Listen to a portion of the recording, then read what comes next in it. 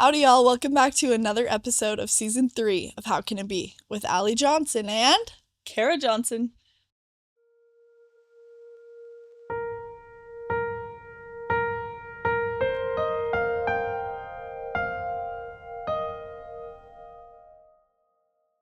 yeah, that's just the truth about us. We're Yeah. sisters. Oh, We do have the same last name. Cheers. cheers. Yep. That's something really sweet. Yeah, I just was thinking about that. So here's something that we're going to address before we start, which is We'll just get the elephant out of the room right now, okay? Something awkward happened, and it's this. It's just this, okay? I'm not sure if you guys remember, the sun hasn't been out very much. You could be living any place.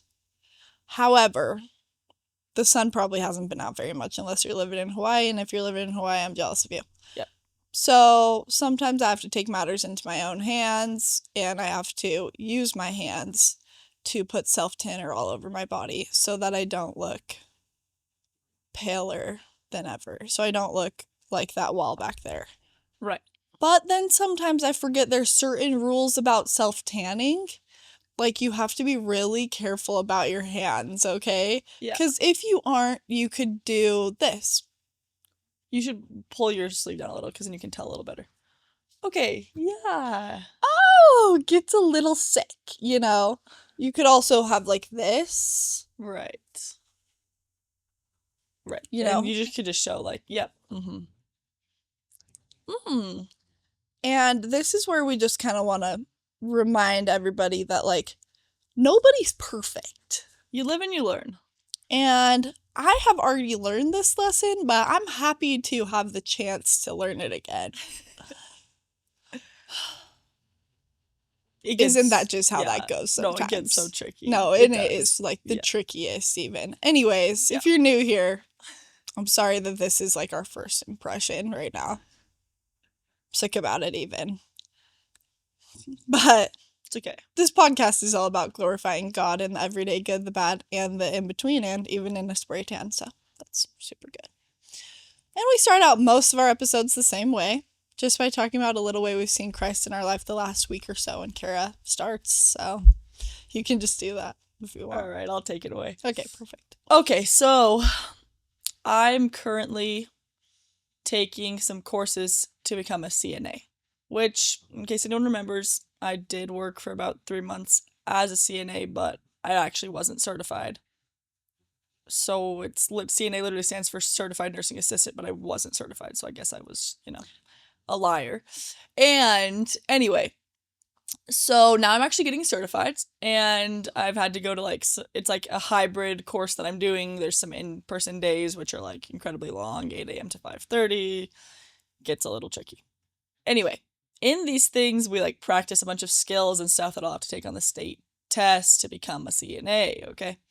Anyway, to practice taking people's blood pressure, we have to do it manually, so it's there's a blood pressure cuff, and then there's a stethoscope, and we put the stethoscope on your arm to listen, okay? So, the thing that's cool about the stethoscopes at the facility where I was is that they have they're two-headed, I guess we'll call them, stethoscopes. So, they have two earpieces, so two people can be listening at once to the same beat. They need to make headphones like that. Anyways, back to you. They should. Okay, so anyway, a cute little connection about this that my mom made, and she told me when we were on the phone, is she was like, it's just pretty nice because sometimes you just need a backup or another person to reassure you or guide you if it's an instructor or somebody that you don't know what you're doing, and they can help you along the way and point it out to you. And because we're looking for two beats, when you first start hearing the beat and when you stop hearing the beat, and that's what we write down for the blood pressure. And so sometimes it's kind of tricky to hear it, but it's so much easier when there's another person there with you, because then you can kind of be like, oh, did you hear 120 or did you hear this number? And it's you get the validation where you're like, okay, I did it right, perfect. Or oh, I have no idea what I'm doing, let's do it again.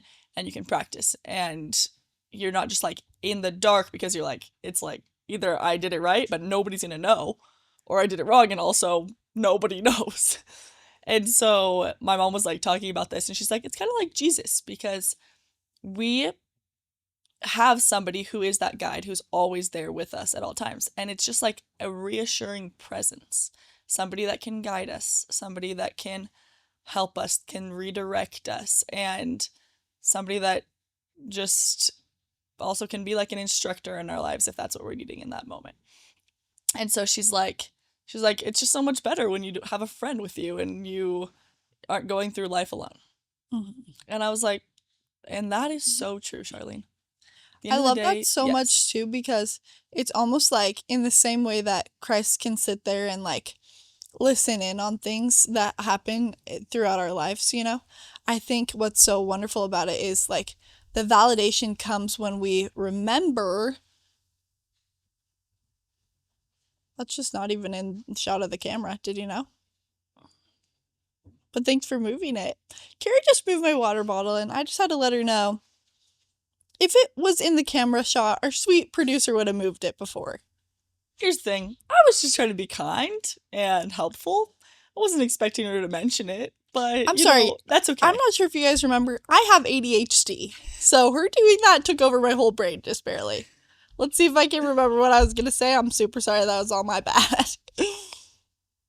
Thanks for moving it. You're trying to be a help. That's true. I'm sorry. You just are. No, you don't need to be sorry. I couldn't tell you what you were talking about. And I'll find it right now. I'll find it right now.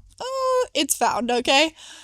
So, in the same way that we, like, feel validation knowing that Christ is there throughout all of those things, I think it also is helpful to, like, keep in mind the atonement, which, like, proves to us that in his sacrifice of, like, living his whole life for us and then dying for us and then being resurrected and living again,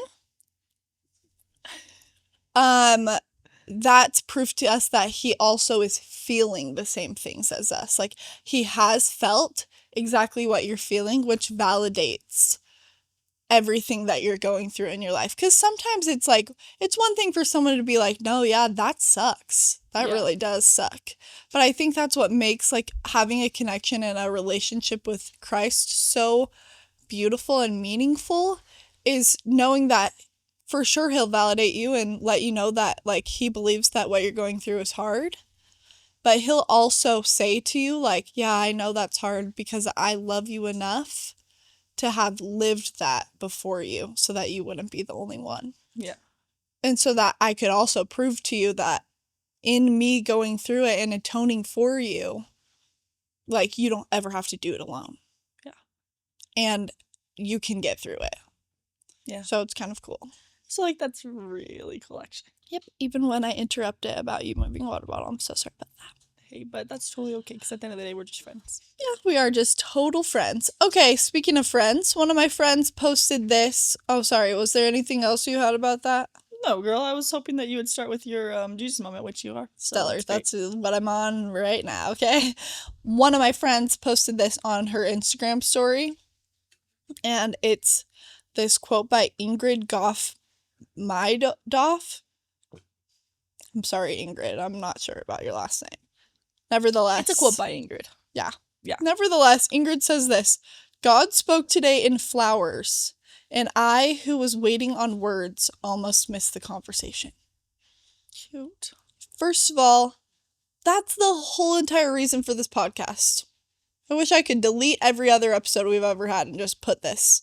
Because this is like the whole point of every Jesus moment. The whole point of finding him, like, glorifying God in the everyday good, the bad, and the in-between, is choosing to recognize that sometimes he's going to be, like, he's always going to be involved in your life and in your everyday, but sometimes it's only going to be in the flowers. Yeah. And other times it's going to be in a conversation.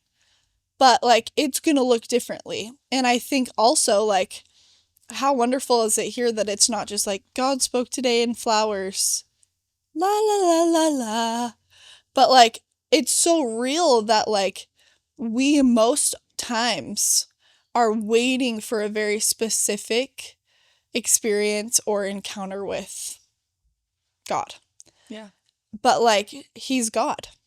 I think you're right that that's what we try to talk about all the time, is just the fact that it's like sometimes he's not just going to say things straight up super clear right in your face when you're wanting them, but that sometimes we have to listen and pay attention to the stethoscopes to be able to learn a lesson about Christ's character or to understand God's love for us.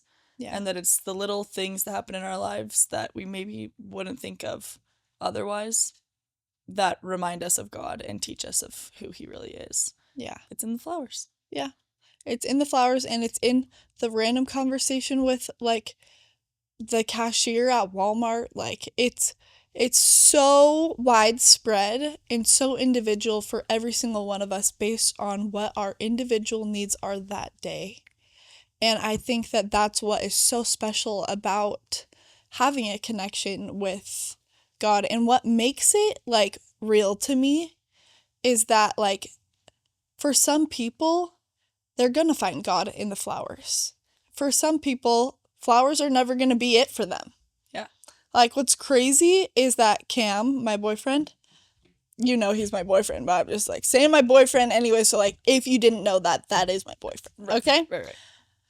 It's so funny because since the beginning of us dating, we have an ongoing joke that, like, he's a little dead inside. Like, I have a point to this, and I just want to say that. And Cam, when you're listening to this, you're so sweet, okay?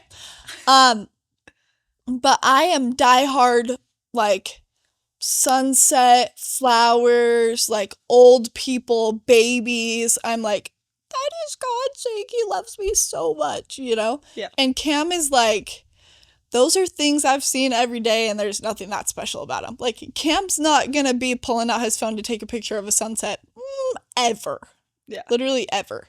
But something that I love about that is that, like, there's other things in Cam's life that remind him that God loves him, you know? Like, spending time with people that he loves, like, and certain conversations that he has. Like, he always finds a way to be able to, like, generate some kind of cool conversation about, like, God, and has changed the way that, like, I think about God, too, which I think that's what's so wonderful about it, right? Like, and while it's so wonderful that, like, that's how I experience it, I think it's so beautiful that we give, like, space for other people to experience it differently, because we're all different, and that's how God made us to be. So it would make sense if we're going to have different things that remind us of God and his love for us. Yeah. It also just emphasizes the point that God is an individual and personal God for each of us. Yeah.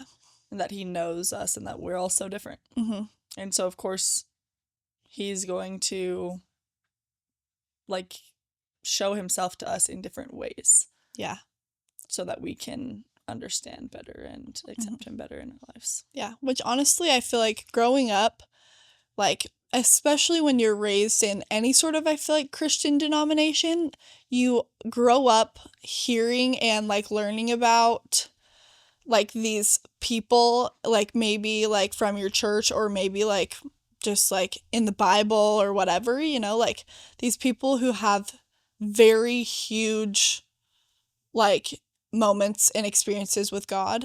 And I think, like, when you're young, you're like, okay, like, that's how I'll know, like, that I'm having a testimony. That's how I'll know, like, I'm in it with God, like, is when it will look like this, or when it will feel like this. And I think a long time in my life, like, for a very long time, I maybe missed out on opportunities or experiences with God because they weren't these huge, like, earth-shattering moments. Like, because with me, I feel like they're very small things, you know, that remind me of how big God is. And I think it's really important for us to remember that, like, ultimately we shouldn't want to all have the same experience with God. Like, that would limit him, right? Like, it would make him smaller if he came to every person in the exact same way. Yeah. But because we're all different, he allows for us all to have different experiences and relationships with him, which is It's so a- sweet. It's also just a crazy concept to, like, wrap your mind around sometimes. Where Yeah. you're like, I cannot imagine doing that. Yeah. Where it's like, I struggle to maintain all of my relationships that are, like, in our little circle, really not right? that many. I struggle to maintain my relationship with you. Which is so... You know? I almost just choked. Yeah, that took your breath away and almost your life. And that's so true. It just really did. It just does take so much effort for humans to love each other, even in a fraction of the way that God loves us. Yeah. But he just is perfect, and we can't, as humans, we just can't comprehend exactly everything that God can do and his power and how incredible he is. Yeah. But we just have to keep trying to accept him in our lives and look for those opportunities where he demonstrates his love to us personally. Yeah. And choose to accept it. Just reminded me that this week, one of my friends told me this story, and it was of, like, a man at a grocery store, and he's, like, carrying a bunch of boxes that he went to pick up, and he's, like, standing in line to check out. And it's, like, a long line, whatever. And he's, like, holding all these boxes, kind of heavy. And there's this man that's, like, in front of him in the line, and he's like, "Do you want me to get you a cart?" And the man's like, "I'm okay, no worries, no worries." And so the other guy is like, "Okay, yeah, for sure." And then they both just, like, stand there awkwardly as one of them struggles to hold the boxes, and the other one's like, "Why did he not just let me get the cart?" And so he's like, "Okay, that's awkward." Anyway, the man at the end, like, told my friend, he was like, "Honestly, I just really don't know why I didn't accept the cart." And afterwards, I was standing there like, I really wish I would have accepted the cart, but then I was like, I can't, like, now ask him to go get me the cart. It's just, like, awkward. Yeah. And it's like, he's like, I struggled to hold the boxes the rest of the time, and they were heavy, and then finally I made it through. And he's like, I don't know, I was, like, embarrassed or thought I could do it myself, and just, like, thought I was strong enough and would just make it through. And at the end of the day, like, it's not like he dropped the boxes, like, he was able to do it, but, like, how often do we have heavy loads that we're carrying, and there's a solution, there's a way to loosen our load, and that's through Jesus Christ, who's literally, like, standing there, like, "Do you want me to get you a cart? Like, do you want me to help you? Like, I'm standing right in front of you." Totally. It's not like I've already done all the work. It's not like I have to make a cart for you. Like, it's right here for you. But it's like, we just think we can do it by ourselves. Yeah. Or we're like, no, it's okay. Like, I got this. Yeah. But it just makes our lives harder. Like, our lives are hard. We have lots of things going on. And sometimes we just put more heavy loads on ourselves when we have somebody who is Christ that's willing to loosen that load for us. Yeah. And it's always in those different and individual ways that he tries to reach out to us. But we have to be the ones to recognize it and to accept his help when he's offering it. Yeah. And honestly, it just makes me think, like, how lucky are we that we have a God who allows us to be strong by ourselves? Yeah. Like, he gives us tools throughout our life to be able to enrich our lives and have full, wonderful, meaningful, purposeful lives on our own without him. But I think that's where sometimes people get into this, like, in-between area of life where they're like, okay, yeah, like, I am strong, I am capable, I can do all these things. And we forget, like, and oftentimes we'll get stuck in a rut of some sort when it's just us.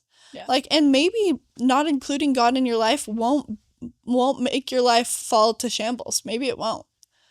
But maybe you'll get stuck waiting in a line knowing that you're fully capable of holding these boxes, but unnecessarily holding yourself back when you have the greatest, like, heavyweight champion on your side, like, someone who, like, not only can carry all of your loads, but the weight of the world.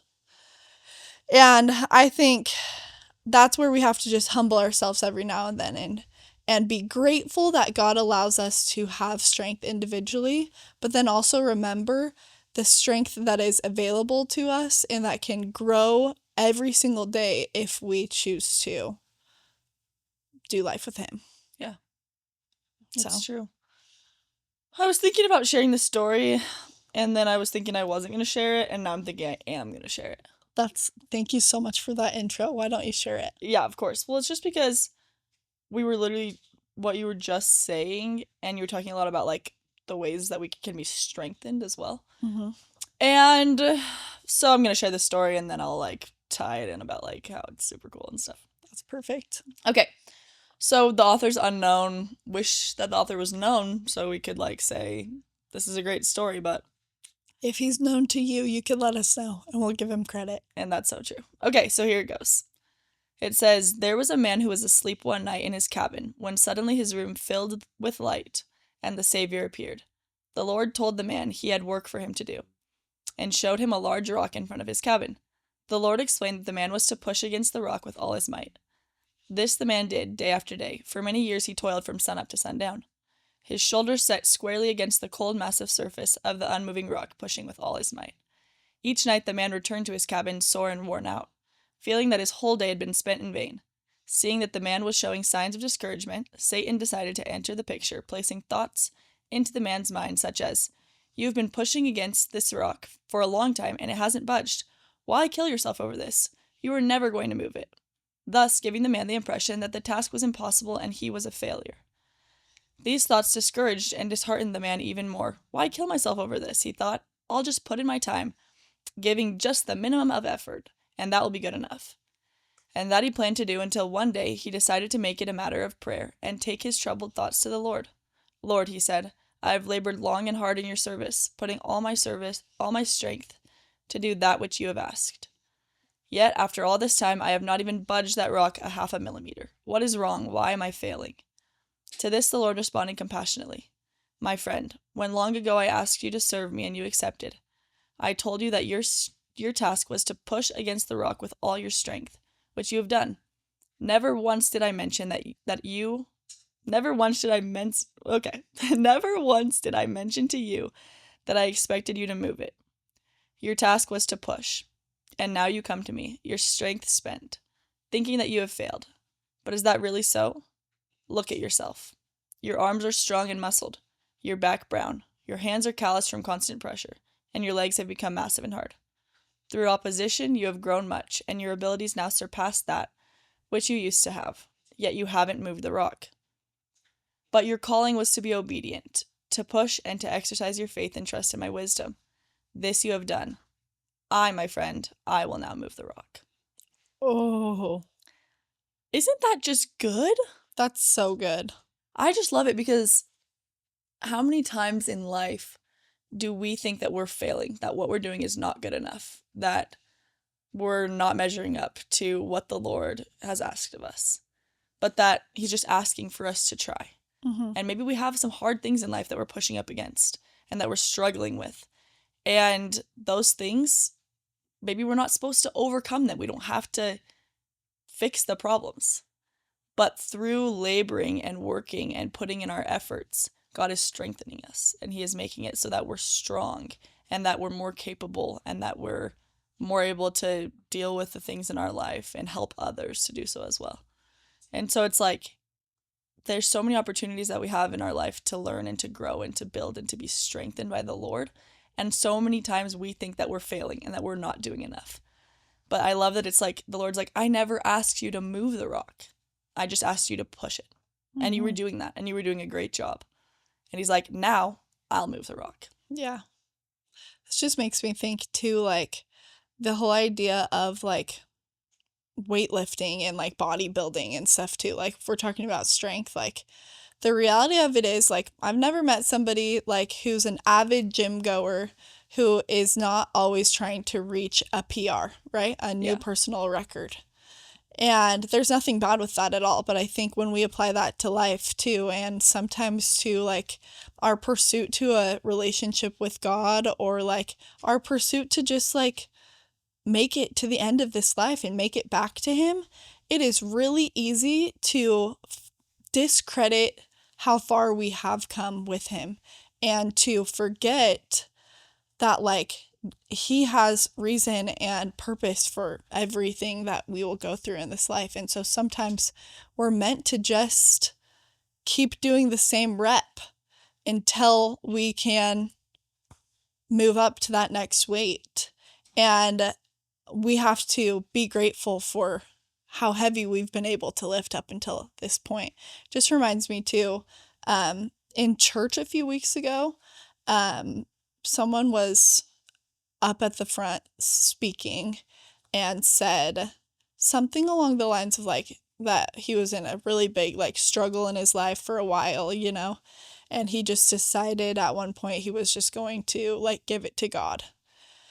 And he was like, so I decided I was going to reach out to God and just keep on pressing on. And he was like, and I won't lie, I kept reaching out to God for a long time and nothing changed. And then he said, until one day, everything changed. And I think it's that exact same thing, right? Like, what would have happened to that man in the story if he decided to let Satan win, right? Like, if when we've been pushing and working for so long and doing everything that we're supposed to do and trying and repenting and like keeping God at the focus of our life and things are still hard, it feels like the perfect time to throw in the towel.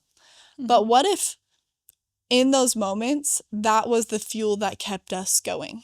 Yeah. Was the reminder that oftentimes that's where the muscle is grown, is in the moments where you want to collapse and where you're like, why am I still doing this same thing? Yeah.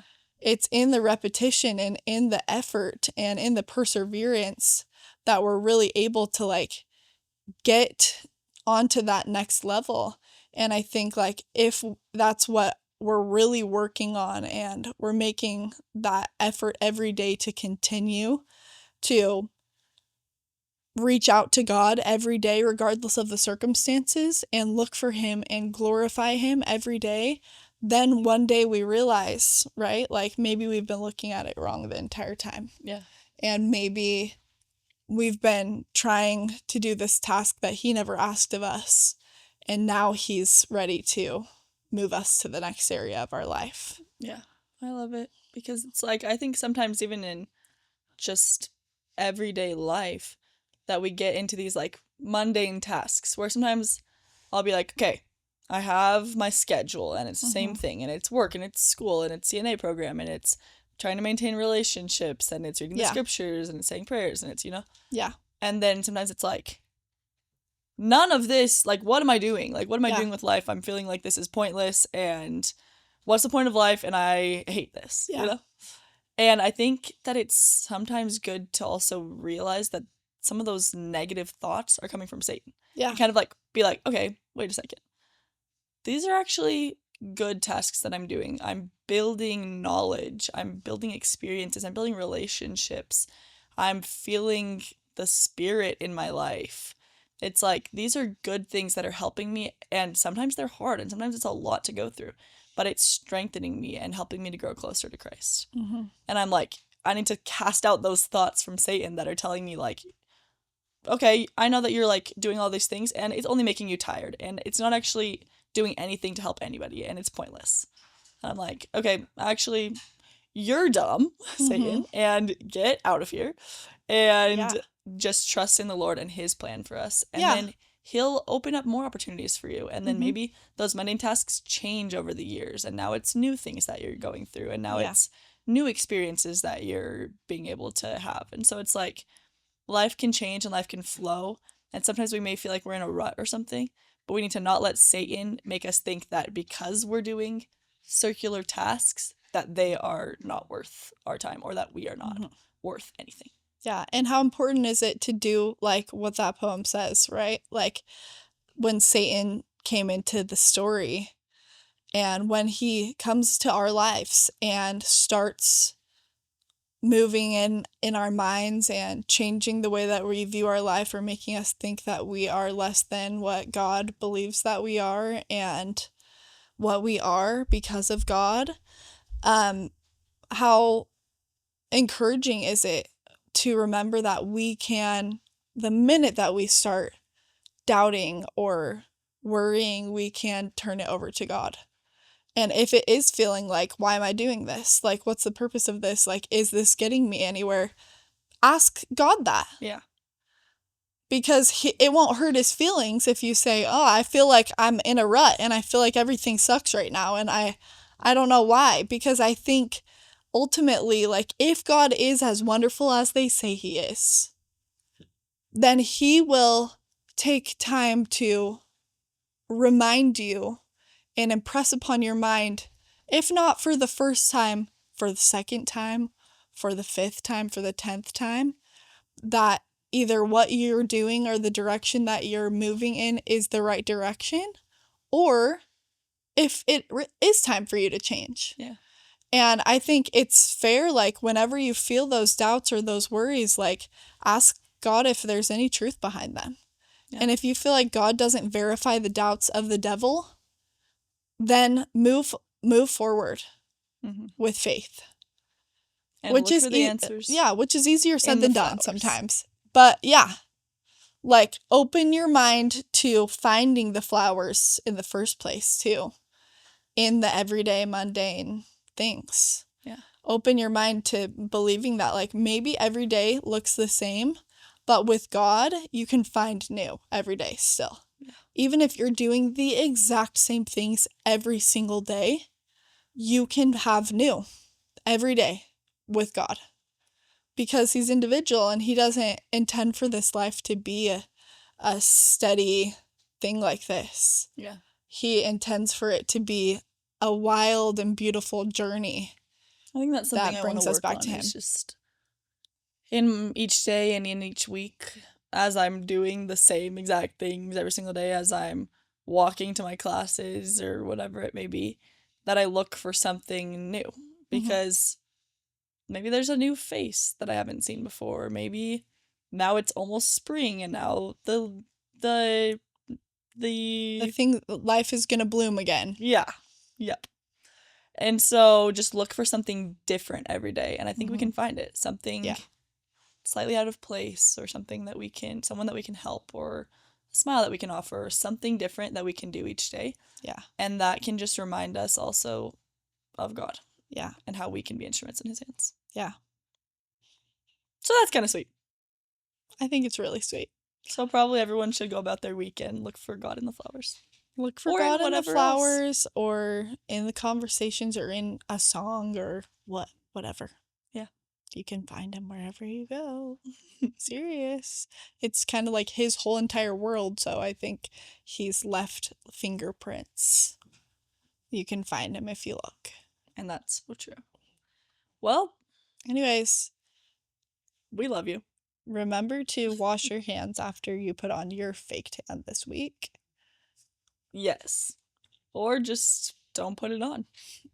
And ultimately, like, even if you don't remember about this, just at least remember that, like, we love you. And God loves you more.